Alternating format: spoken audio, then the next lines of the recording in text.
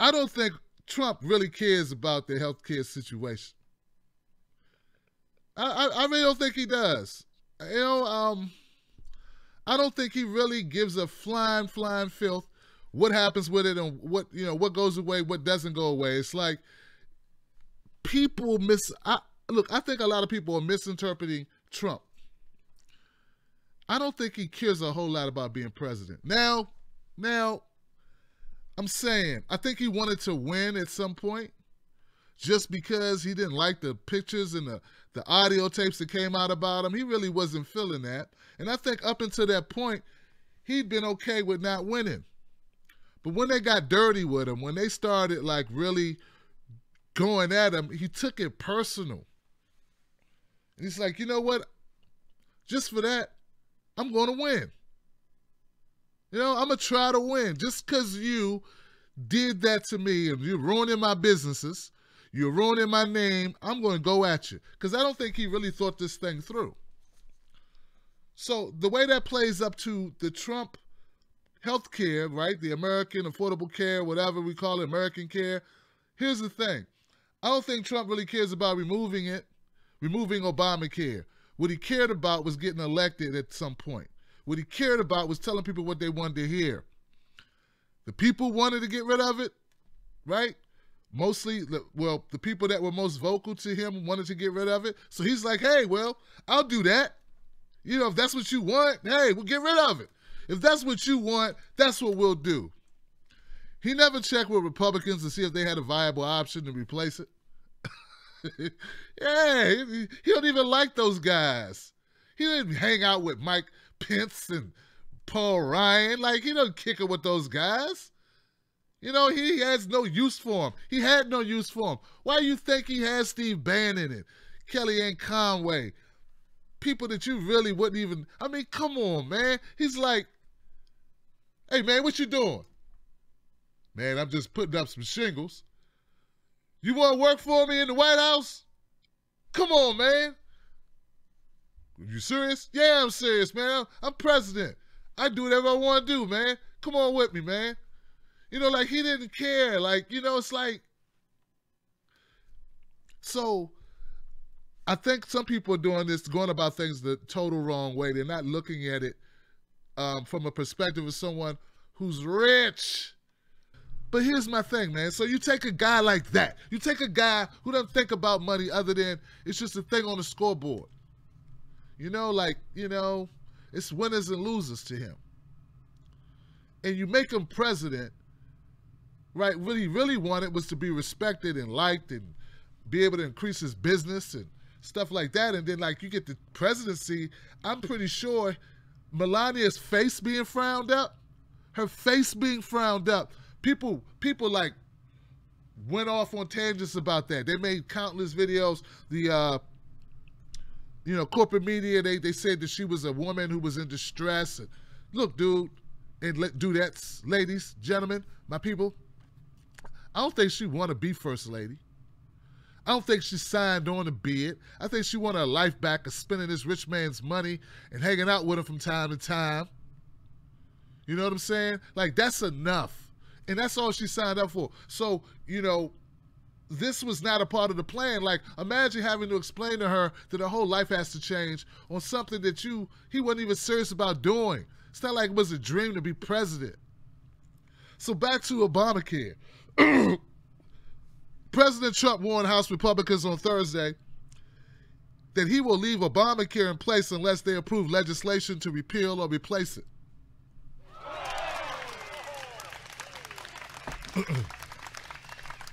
See?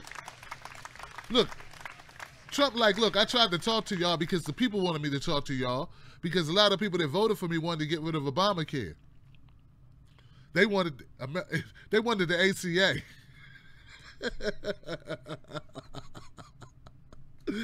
They didn't want Obamacare, they wanted the ACA. So, but look, if you guys don't want to come to agreement, I'm not going to spend all my time trying to talk to you. I've already talked to you. I'm going to go back and I'm going to go golfing this weekend. Like this never happened because I have money. I don't need this. I don't need you. I don't need you. I don't need you. You're cool. I don't need you. I don't need you. And oh man, I know. I wish I could say it the right way. I just can't. You saw how much trouble Chappelle got in recently saying jokes the way he wanted to say them. But anyway, Trump officials meeting with the House GOP conference said Trump is done negotiating over the legislation, which was set to come up for a vote Thursday, but was delayed. Budget Director Mike Mulvaney, a former member of the House Freedom Caucus that has been negotiating with Trump, told the GOP conference that Trump wants a vote on Friday. Just in time to go golfing, man. You know? During a dramatic closed-door meeting, according to GOP source in the room. If the vote fails, Trump will move on to other priorities. And Obamacare will stay as the law of the land. See what I'm saying? Do you understand what I'm saying, guys? Do you get what I'm saying? He can fight for this. He could expend his political capital, all of it on Obamacare, getting rid of it. But why? Why? Like, it's not like it's a big thing. Like, I would say universal Medicare for all would be something worth spending all your political capital. You know what I'm saying?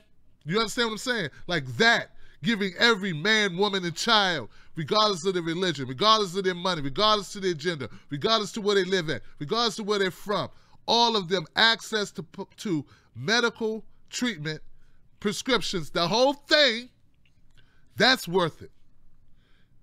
But see, that's, you know, that's not what he ran on. That's not what he talked about doing. And honestly, that's not what Obama talked about doing. It's sort of like the only person who really talked about doing that was two people, Bernie Sanders and Jill Stein. And that would be worth it to spend that capital on that issue. What I'm saying is, guys, you're going to get to keep Obamacare. I'm like 98.3% sure. Unless somebody really ticks Trump off between now and tomorrow. You know what I'm saying? Because I think that's how he operates. I think things get to him. It really, look, it got to him that the media was giving him a hard time like they were. He really took it personal. It wasn't like, oh, I'm just going to talk bad about the media because I want to, because I just want to. It's a ploy. I don't think everything Trump does is a ploy. I think he's just somebody who's been able to do whatever the hell he wants to do for so long and react on impulses, react on how he feels, and what's going to happen. What's the worst thing that can happen to me? What's the worst they could do? Write a bad story? Well, you know what? I'm going after him. And that's what he's been doing. So on this Obamacare, on this American care, whatever we call this thing, that's not going to be, don't have to worry about it anymore. Because Trump ain't going to fight for it because he don't believe in it. He never did. And a lot of the stuff that he talks about, the stuff that he does believe in, I believe are business related. That's his wheelhouse. And those are the only things he really wants to fight for. Things that impact him as a businessman, things he knows about. Sitting in a room with a bunch of guys talking about something you really know nothing about is not very interesting to somebody who hasn't had to pay attention to things he did not care about before. You understand what I'm saying? Like, he hasn't had to care about stuff that didn't make money for him. That's a huge, I don't understand, people don't get it. That's a huge brain switch. Everybody who voted for Trump, who just thought, okay, he's a businessman, he'll make a great president. Do you understand the different mentality you have to go from worried about making money to just worrying about people being safe, happy, protected, upperly mobile, employed, living indoors, water clean, war, like all these things you have to worry about, attacks, terrorism, domestic terrorism, right? Islamic radical terrorism, right? Transgender bathrooms. Like, this dude's like, what? I don't have the bandwidth. But I'm very happy to say that this won't pass. And it's not because I don't think Obamacare needs work. Oh man, I've been critical of Obamacare. That's because I know real people who suffered under Obamacare. You may not know them. You may not know on Facebook. They really do exist.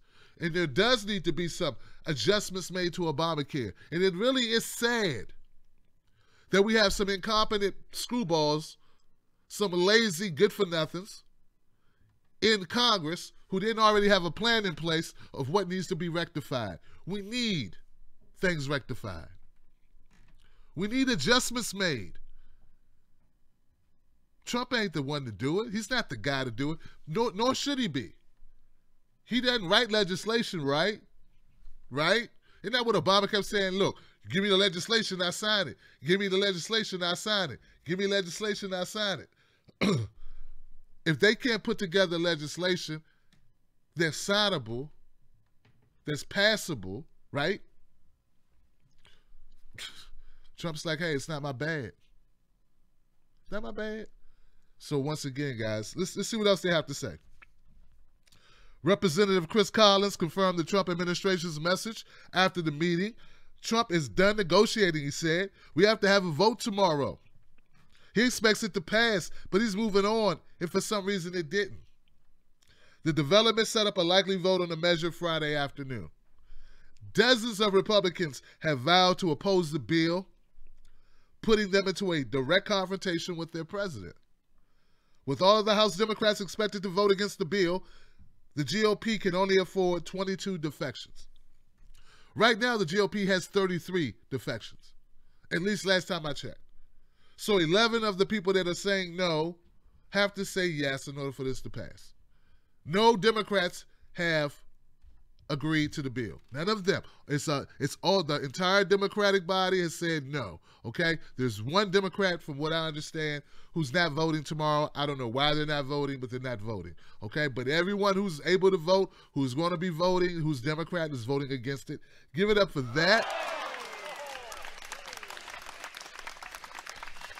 And I don't know, I'm happy for the people.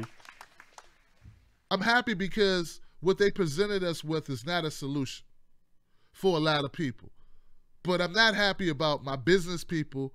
And I'm not talking about people making millions of dollars. I'm talking about the guy who lives in your neighborhood who owns a dry cleaner or owns a tech company, a little small tech support company, right? Or the woman that owns, I don't know, an animal shelter that has 5 employees, a veterinarian. I don't know. These people are hurting by Obamacare.